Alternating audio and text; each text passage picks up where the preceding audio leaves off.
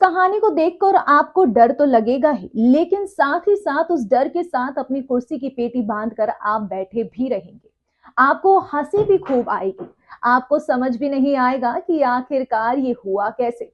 लेकिन कहानी के अंत तक आते आते आप इतना ज्यादा इसमें घुस जाएंगे कि आप भी कहेंगे मेरी तरह भाई वाह।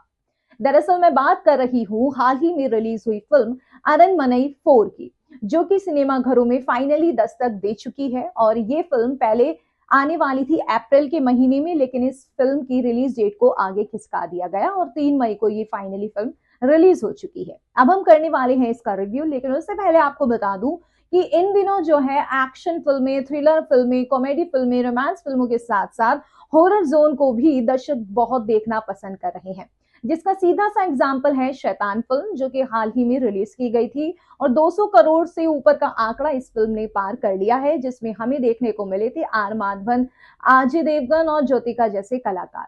वहीं पर अब दूसरी तरफ जो अरनमनई 4 है, इसका जो तीसरा पार्ट है वो साल 2021 में आया था।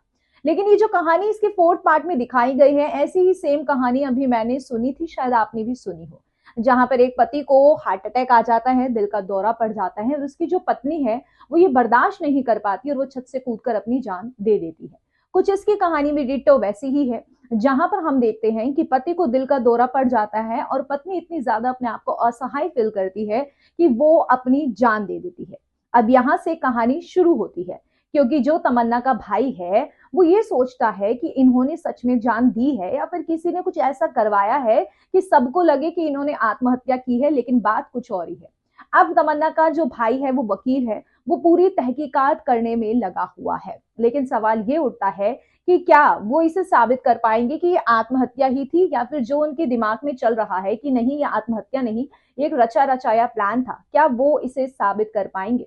आपको एक हवेली की कहानी देखने को मिलेगी। हवेली और भूतिया इलाके के इर्द गिर्द ये कहानी आपको घूमती हुई दिखाई देगी, क्योंकि बहुत सारे लोगों ने ये भी अफवाह फैला दी है कि यहाँ एक भूत है। तो यही सारी चीजें वो वकील पता करता हुआ दिखाई देगा। वैसे आपको क्या है कहना इस रिव्यू के बारे में? आप इस फिल्म को देखने जाएंगे या फिर नहीं? कमेंट सेक्शन में जरूर बताइए, क्योंकि तमन्ना नाशी खन्ना जैसे जब किरदार एक फिल्म में हो साथ में, तो यहाँ पर भैया फिल्म तो चार चांद लगाएगी ही। कमेंट सेक्शन में अपनी राय बताइए और कर दीजिए चैनल को सब्सक्राइब।